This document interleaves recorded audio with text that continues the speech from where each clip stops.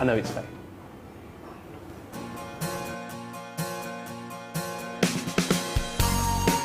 Hello, 我是司徒. I'm in 内蒙古 Inner Mongolia, the capital Hohhot, and it's very early in the morning. Now, when most people think of Inner Mongolia, they think of the grasslands and riding horses. Now, it's winter, so there's no grass on the grasslands, and I can't ride a horse. But there is one thing I can do, and that's eat. So, I'm going to have a 传统蒙古族早餐, all for me! So as you can see, the traditional Mengzu Zaotan is very plentiful. There's lots of different dishes, there's lots of dairy, there's lots of meat or mah, which is Mengyu for meat. Here in the middle we have Hohhot, which is kind of like a milk tea, but it's also a little bit like fondue, and you put a lot of different things in it. So what goes in it? Well, we've got chao mi, which is millet, we've got奶酪, which is cheese, nai pi, which is like the top layer of milk, we've got bayo, which is a kind of cream, and some dried meat. What else have we got on the table? Here we've got chao mi ban jiao ko, which is milk, and chao mi, which is millet. Here we've got two different types of guotiao, which is flour. Here we have suan nai bian, which is a yogurt pancake. Over here we've got tian nai lao xiao bian, which is like a sweet cheese pancake, kind of. Here, huang you hong tang xiao bian, which is butter and red sugar pancake, again, kind of. And here, probably the most famous dish in Inner Mongolia, shou ba rou, or mah, meat. Excellent. Here, tuorou xiaobian, camel meat xiaobian. Here we have yangza sui, which is a kind of soup with innards. Right. So, I've already said enough. I'm salivating. It's time to tuck in. So I'm going to start off with the guocha. Probably the most common drink here in Inner Mongolia. Kind of like a milk tea. It's kind of salty, so I've heard. So, let's check it out. It is salty. I've actually drunk this kind of milk tea before in Qinghai, and that was incredibly salty. This isn't as salty as that. I do like the addition of all the extra elements in the water. This is the Nike, the skin of the milk. Also, slightly salty, but with an element of sweetness. It's a bit different from British tea. I wouldn't put British tea in a flask and take it to work with me. I would take this to work with me though. If I get a hankering for something salty, I'll just down this. It's kind of strange having dried meat in the tea. You kind of have to think of it as being like a soup. If I had this in Britain, I would think it was a soup. But at the same time, obviously it isn't, because it's got milk and dairy in it. It's the best of both worlds. At the start I said this was a little bit like fondue because you put extra things in. To be honest, it's not really like fondue because it's much thinner than tea. It's more like water, look. Whereas fondue is very thick. So it really is more like a tea. It is a tea. It's guocha. On to the pancakes. So first, I'm going to have the savoury pancake, which is the camel meat pancake. I've never had camel meat before, so this is a first for me. It's very rich. Oh, very, very rich. I wouldn't be able to tell that it was camel meat if someone asked me to guess. I'd probably guess that it's pork, maybe, but it's very nice. And now on to the sweet ones. Now I have trouble remembering these. Huang you hong tang xiao bian, suan nai bian, tian nai lao xiao bian. A sweet cheese pancake. In the middle, you can see the tian nai lao. This is sweeter than the other dishes so far. It tastes a bit like cheese. Not too sweet, but slightly sweeter than what you'd normally expect. That reminds me of cheese on toast, what British people eat. Okay, now on to the suan nai being the yoghurt pancake. See, in the middle there, that looks quite creamy, doesn't it? Looks fluffy, a little bit different from the tian nai lao xiao bian. It's more like a cake.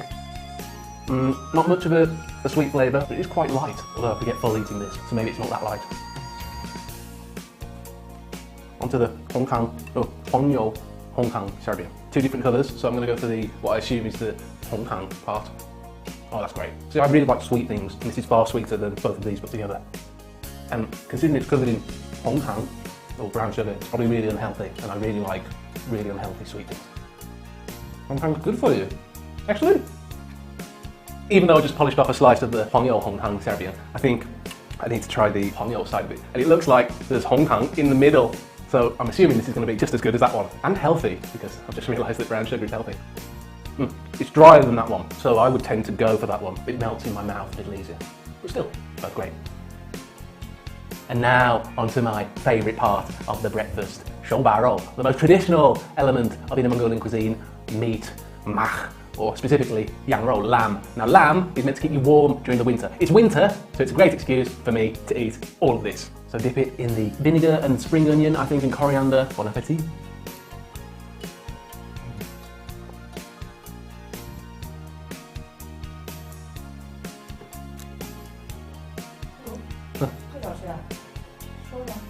Oh yeah, Anyway, So, this shobaro is great.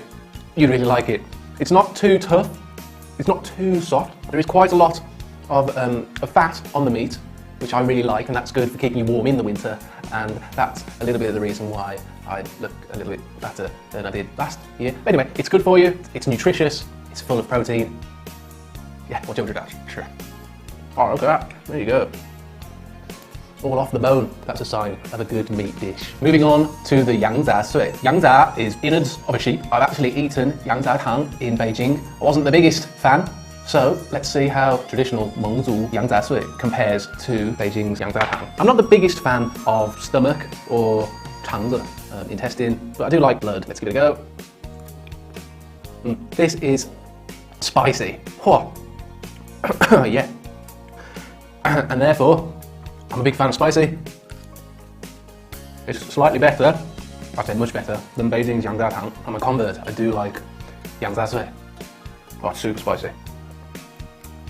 And we're moving on to the final stage of the breakfast. Two different types of guotiao. We have soft and hard, I think. And qiaomi banjiaoko, which is millet in what is essentially a very thick yogurt. It's very, very thick. You can see, oh, there we go, look at that. It looks like porridge, doesn't look like a yogurt. Does it taste like porridge?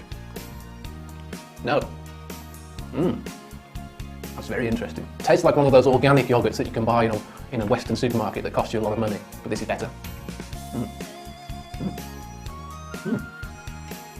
I'm not sure I'm supposed to eat this with this. Maybe. I don't know, I'll do it anyway. Maybe it goes against convention. This is the soft guotiao. Also sweet.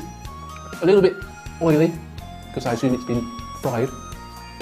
And the crispy guotiao, which looks a little bit like a French fries, but doesn't taste like French fries. It's as close to a biscuit as you could probably get. It's not salty, it's slightly sweet. Complements it with this. What a great breakfast.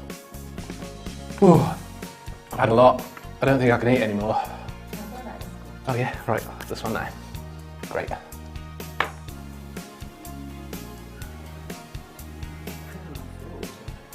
Oh, shema. Sorry. So I think I added a little bit too much honey. Oh well. Yeah, I definitely did. So good.